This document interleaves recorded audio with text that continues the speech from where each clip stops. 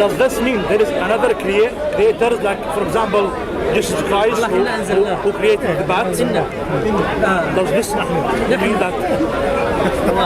Is this the meaning of that, or there is another meaning? Yes, there can be many creators, but the only creator who creates from nothing without any previous exemplar, who we call al-badi', badi' as-samawati wal-ard, badi' Allah. You can create a watch, you can create a masterpiece, but you cannot create something from nothing. So Allah is the best of the creators, because that's the true form of creation. When He creates, when there is nothing, He can create. You need something to manipulate into another form. That's the form of creation, but it's not real creation.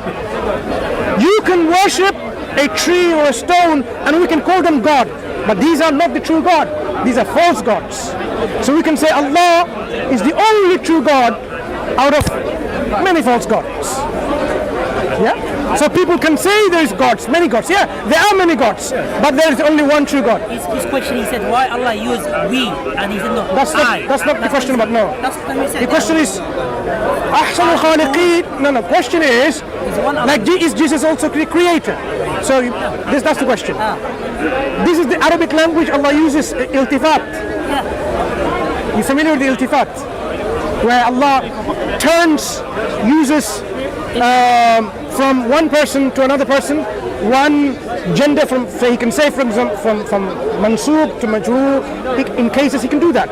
A form of address for a rhetorical effect. For example, Allah uses all the time worship me. Never say worship us. Never. Because when He says worship me, if my slave asks of me, فَإِنَّا قَرِيبٌ or فَإِنِّي قَرِيب? فَإِنِّي قَرِيب. When it's I, it's all about closeness, proximity, closeness. Yeah? When Allah says نَحْنُ نَزَّلْنَا الذِّكْرَ وَإِنَّا لَهُ لَحَافِظُونَ, He's talking about His might, His power, His majesty. نَحْنُ خَلَقْنَاكُمْ فَلَوْلَا تُصَدِّقُونَ. Isn't the ayah like this? He is showing His might, His ability, His power, His majesty, His sovereignty. But when it comes to closeness, I worship me. Yeah. Another question, if you have time. Of course, تفضل. If God were perfect in creation, why there are a lot of handicaps? Okay, so there is no question about this creation is perfect. This creation is fit for purpose. Allah did not say, I created this heaven. No, Allah says, He will create Adam a.s. إِنِّي جَاعِلٌ فِي الْأَرْضِ خَلِيفَةً. This earth, Allah did not say, this is Jannah, Jannatul Khuld. This is not it. There is going to be a creation called Jannah, or there is, in which there will be no suffering, there will be no pain. This is Jannah. But this is a creation Allah created, and He has put within it natural laws. Natural laws means there will be sometimes flood, sometimes drought, depending on what happens with this natural laws, right? Where you live. He's also placed within human being free will. With your free will, because He didn't create robots. Remember, before He created Adam a.s., Allah created the angels. Well before, right? The angels, they cannot disobey Allah. They have to do whatever Allah tells them to do. They are totally without this kind of disobedience to Allah. He created a creation like the human beings and the jinn beforehand. The human being in particular we are talking about. We can disobey with our own will if we want to. Now, if Allah says, do not commit mischief on the earth, do not commit bloodshed, and we do that, we are responsible. But when we do that, we are creating suffering. We are creating misery. We are creating unhappiness. If now someone stabs someone, that person is in pain. Maybe he will die. That's suffering.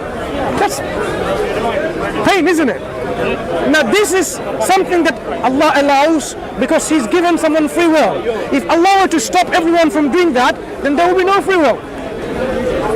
If Allah were to stop every tsunami, every earthquake, every murder, every rape and so on, then there's no free will. You're like robots. But Allah gave this free will when it comes to human action so that you can then see it for yourself whether you deserve to go to Jannah or Jahannam. But He is not responsible for your actions. You are. So that's why the problems that is there is because this dunya is in this setup where we can exercise our free will, and it's also a place where Allah did not create it to be utopia, paradise. That is a place where we should be aiming to go towards. And to go towards that place, we have to fulfill the purpose of our life.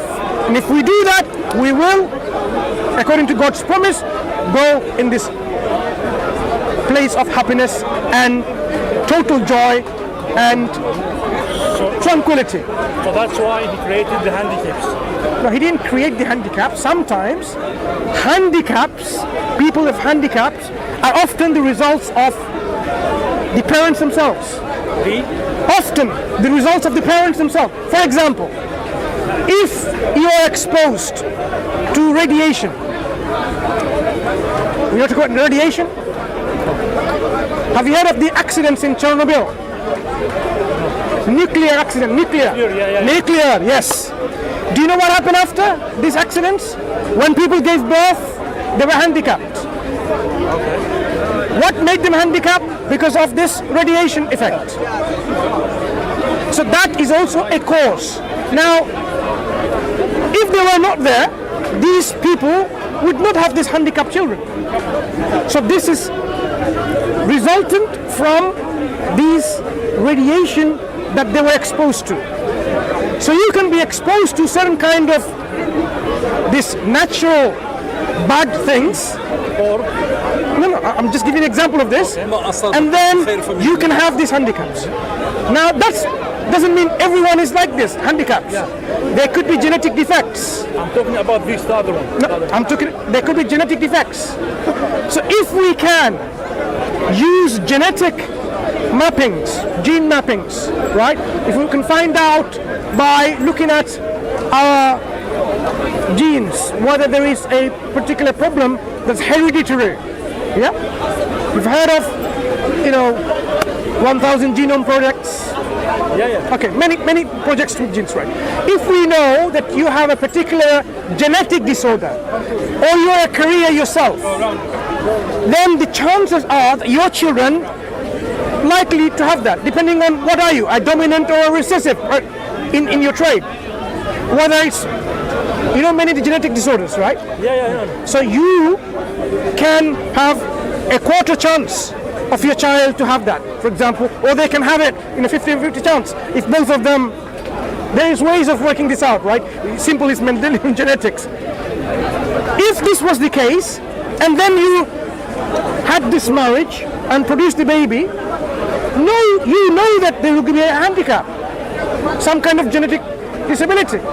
You could have prevented it by screening and saying, maybe we shouldn't have children, maybe my partner shouldn't have this.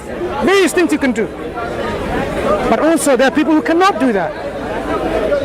We also say Allah sometimes may test the parents. As you were saying, I think. Test the parents.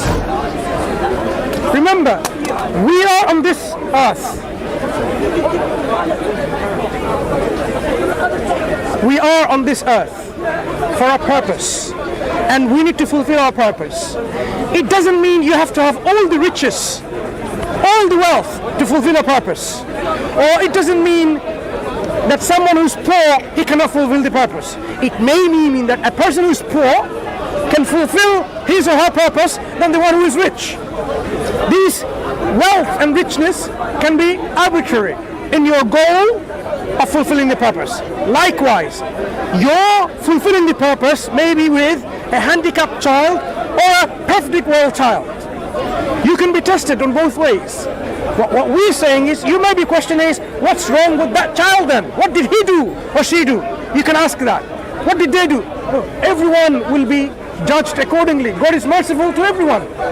So if a person is born handicapped, if they have this kind of, say, some obstacles or restrictions or some deficiencies or incapabilities already, their purpose and fulfilling the purpose is also based on what they have. For example, if someone is blind or deaf and so on, they will not have the same kind of equal treatment and judgment in terms of the potential that you had, the same. That will be taken into consideration. Yeah? If you are very slow in learning, you have, say you have dyslexia, in an exam paper, in an exam situation, I will take that into account. I'm not going to say no, sit the exam like the other person who has no dyslexia. Then I will be unfair to you. But I will be unjust to you. I say, if one dyslexic, you see things in a different way. Yeah. You don't suffer a disability. It's not a hindrance. A lot of dyslexic people are millionaires. They picture things in their mind. Yeah. And furthermore, in ancient Egypt, they read things opposite from the way we read things in English. Yeah? So dyslexia, not necessarily something that hinders people from achieving something. Thank you. So moving on to this point. Even handicapped people, they can fulfill the purpose even better sometimes than someone who's not handicapped.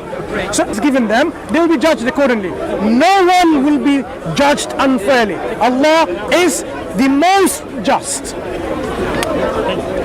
Okay? Barakallah feek. Thank you.